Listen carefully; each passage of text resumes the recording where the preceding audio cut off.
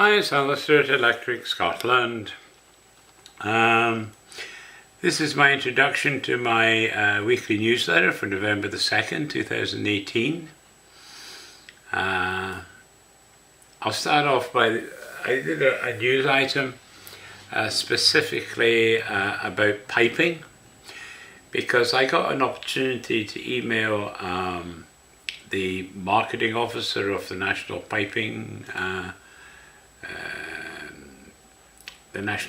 Centre, Helen, and basically I was saying to her that I don't actually know whether piping is good or bad or indifferent.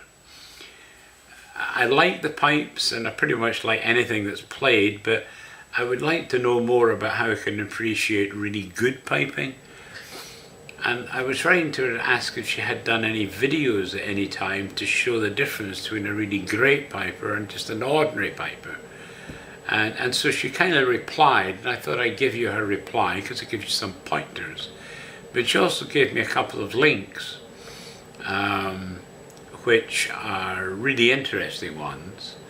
And then I did a bit of research and found a couple of other links. For example, we just had the World Championship, the Glenfiddich Championship for solo pipers, and basically the 10 best are invited to this competition, so you're listening to the best of the best basically.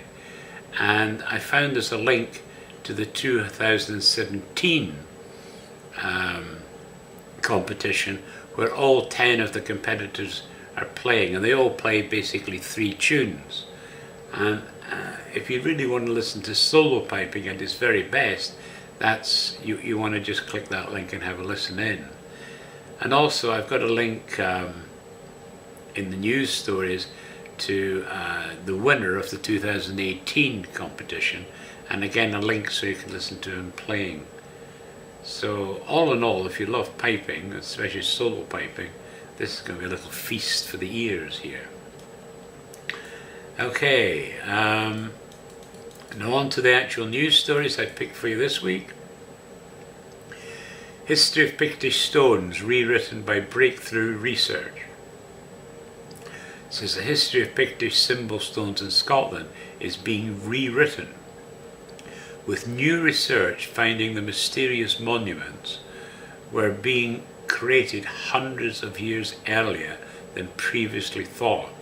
This is breaking research, and certainly if you're interested in standing stones and Pictish symbols, well worth the read.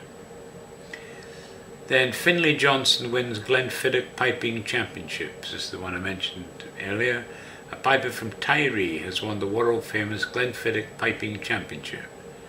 I got to see also video of the event and that's the link that you want to click to hear him playing. And I've got more on the article itself with another link provided for you. And then Hamilton takes 5th title as Verstappen wins in Mexico. It says Lewis Hamilton celebrated his 5th Formula 1 World Championship and enjoyed an elite trio of greats. And then why today's budget marks a turning point in British politics. It says the budget marks a political and economic turning point for Britain. And that's a CapX feature article. And then one I thought I would bring you, and you thought the deep fried Mars bar was indulgent. Whoa, when did you hear this? Scottish takeaway unveils a pizza topped with cheesy chips. Whoa, a heart attack waiting to happen. Gotta read it though. Search for an ending. This is Kenneth Roy's remarkable report from hospital. You remember Kenneth Roy is the editor of the Scottish Review. He's now dying of cancer, and he's in hospital where they're looking after him, and he talks about his experiences, and he finds himself almost writing a book about his experiences in hospital. One of the things he actually touches on is the fact that he was getting okay in a single room, but then he was put into a main ward, and he said he was just going downhill so rapidly it wasn't true. And I think there's, I think that's maybe why a lot of people go to hospices, because they get the peace and quiet and stuff like that there, which is obviously important in these kind of times. So anyway, a really interesting article, so I hope you'll want to read that. And then the next one is Scottish Portrait Awards winners announced in Edinburgh. It says Daniel Murray, a portrait artist from Poolew, took the award for fine art, while Lucas Ching Peng Keo received the Richard Cowan SPA for photography. And the next one is Geoffrey Cox, the Devonian lawyer who holds May's fate in his hands, is the headline. How bizarre that the British press, which has devoted millions of words to every twist and turn of Brexit, has yet to publish a single profile of Geoffrey Cox, the Attorney General. So in some ways this redresses the balance, and he was the one, I remember, that gave the talk just before Prime Minister May gave her talk at the Conservative conference. Because I did highlight his talk in the newsletter of that date. And then finally, Governor General to honour remarkable Canadians at Rideau Hall. Rideau Hall is where the Governor General resides. It says Her Excellency, the Right Honourable Julie Payette, Governor General of Canada, will present honours to Canadians in celebration of their exceptional achievements. And the link is to their site, and also you can read who these extraordinary Canadians are and what they've done. And that's the final news story for this week. Of course, again, there's plenty more stories that I've put up on the Scottish News feed. And remember, the Scottish News feed, basically, I do a troll for news on Thursday morning. But at that point, you might say that's me finished, because my next task is to delete all the old week's content, and then I then save the feeds. So you might say every Thursday afternoon, round about then, you'll see that a whole week's worth of news have been taken off, because I have up to 2 weeks, always 1 week. But as I say, now that I'm starting to save it, this week's stuff will become last week's, and that's how I kind of work.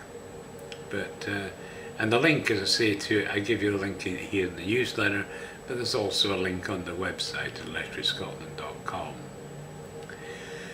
Okay, on to Electric Canadian. Well, I'm continuing with the 3 main publications, Canada and its Provinces. We're now on to volume 20. The Prairie Provinces Part 2. I've got the Engineering Journal up for 1960, and the Mining Review I've added the volume for 1918. So, I mean, there's tons to read in these 3 publications alone. I think the Engineering Journal is over 1,000 pages. It's huge. And then I've got a couple of books, one about Newfoundland. It's a history of the island of Newfoundland, containing a description of the island, the banks, the fisheries and trade of Newfoundland and the coast of Labrador. This was published in 1819, so pretty old. Then I've also got Peeps at Many Lands, and this is about Newfoundland again, but this one was produced in 1912. So that being the case, it's almost 100 years after the previous history I gave you. So a lot of new information there. It's also got a lot of 12 full-page illustrations in full colour in the 1912 edition. Then I've got Reminiscences of the Northwest Rebellions. So the record of the raising of Her Majesty's 100th Regiment in Canada, and a chapter on the Canadian social and political life is by Major Bolton, commanding Bolton Scouts. This was published in 1886. And then finally, Old and New McKinnock, with copious extracts from Marquetta, Henny Penn, Le Hortan, Alexander Henry and others. It's by the Reverend J.A. Van Fleet, and it's the 3rd edition was published in 1880. So technically it's in the USA, but it's so close to Canada that Canada comes in for a lot of discussion in that book. And then Conrad Black, there's two articles. One is Why We Created the National Post, which I thought you might find of interest. And then The Trump Demeanour is his latest story. Belligerent public discourse is nothing new and does not cause violence. Okay, on to Selective Scotland, Isle of Arran. I hit on the Isle of Arran page where I had a video up, none of the videos were showing. Again, this is a YouTube issue that they can take off a video, but you're never told that it's been taken off, and you only discover it by going to the page where the video should have been. However, I've added 3 videos, and I think they're exceptionally good. Beautiful, absolutely beautiful Isle of Arran is. I mean, so I think you'll really enjoy those videos. A New Medley of Memories. It's by the Right Reverend Sir David Hunter Blair, who's the titular abbot of Dunfermline. This particular one was published in 1922. He had done a medley of memories before this, and so this is a continuation. I tried to find a copy of the medley of memories, but unfortunately I couldn't find a copy of it. But it's just, a lot of his reminiscences are quite interesting. He spent a lot of time there in England, of course, but he also spent much of his time in Scotland as well. So, interesting wee memories there. Then, Lord High Admirals of Scotland. I got you a note from Dick of the Clad Wood Society on this subject, which I've added to the foot of our St Andrew Wood page. So just interesting wee commentary there. Then also found a references to John McIntyre. When I did a search, I found there was a Wikipedia page for him, so I added a link. He's a Scottish-born Australian politician and businessman. He's quite a character, so I thought you might like to read that. Then the Middle Ages is the next major topic I handled this week. One was military and religious life in the Middle Ages, and at the period of the Renaissance by Paul Lacrosse. This was published in 1874. Then 2 years later, he produced Manners, Customs and Dress during the Middle Ages. And this is in 1876, so 2 years later. So I thought you might find both of these interesting, so I've now made them available. It's not just the Middle Ages of the UK or Britain, it's the Middle Ages really within Europe. So I thought you might find those kind of interesting. A lot of illustrations in them as well, by the way. Then I've got McKays' Complete Tourist Guide to Oban and Vicinity. It walks around Oban and tours to Staffa, Iona, Glencoe, Lochaw, Ben Cruachan, Ben Nevis, etc. by Alexander Mailer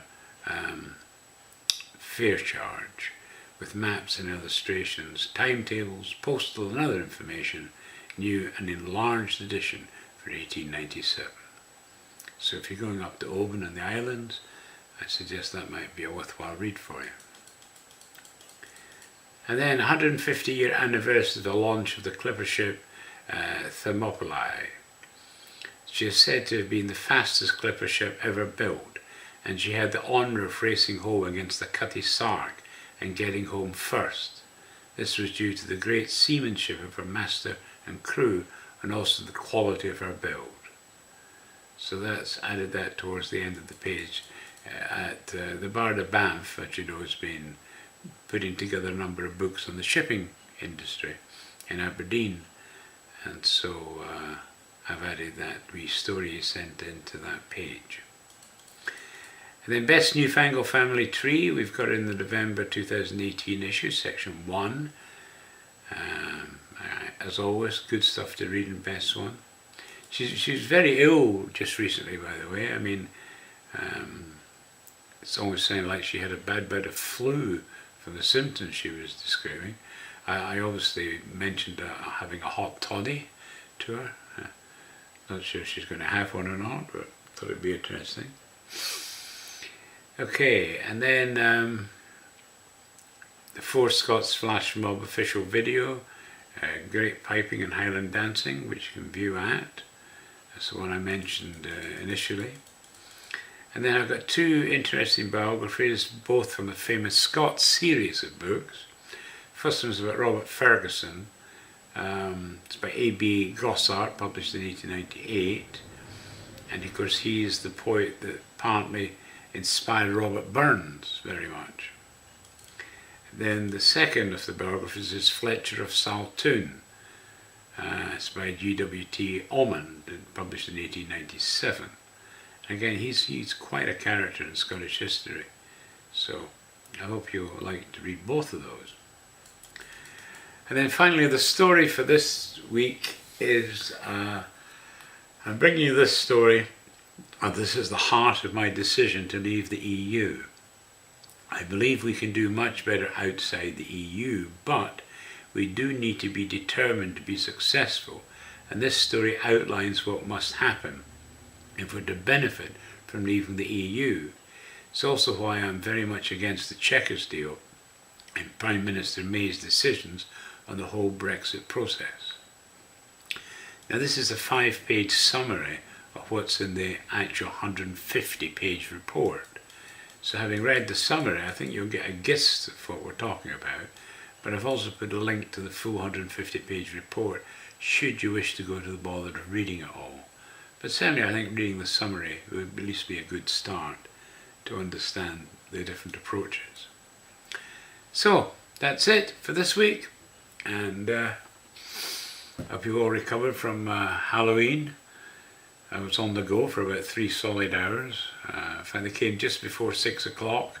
Usually they shouldn't come before 6, so I was just finishing up my dinner when the first lot came. So I asked them to come back, although they didn't, in fact. And then after dinner, I went to the toilet. When I was at the toilet, the doorbell went a gong, and there was another pile of kids. But as I was in the toilet, I couldn't manage to get them. So by the time I got there, they'd gone. But after that, I had about another 20 parties around, I think, after that. So actually a lot less than I normally have, because I've had 60 round before now, so a bit quieter. A lot of them all dressed up in Halloween costumes, so nice to see. Okay, so there you go. That's the newsletter for this week, and hope you enjoy it. And as always, I'll put a link to the actual newsletter where you can get the links to all the stories and the videos and stuff in the comment section below. So, always willing to hear from you. Take care. Have a good weekend.